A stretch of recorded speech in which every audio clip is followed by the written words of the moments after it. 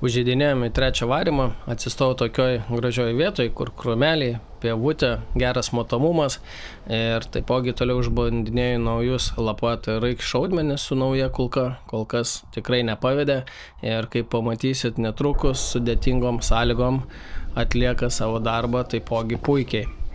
Neužilgo link manęs atbėga dvi elnio patelės ir situacija tokia, kad arba atlieku šūvį, arba jos pabėgs, nes jau pirmoji stovi žiūri ir aiškiai matau, kad mane mato.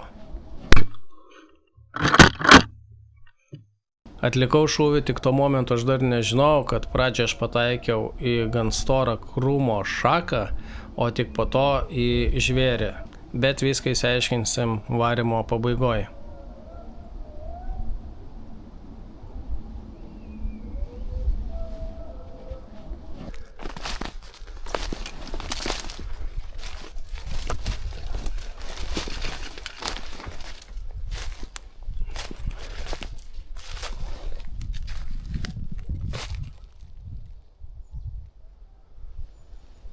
Negi šaka taip man pamaišė, bet va matau plaukų, tai yra. Okei.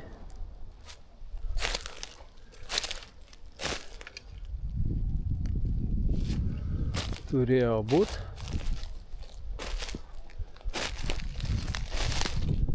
Nuorodos į pilną video ieškokite komentaruose.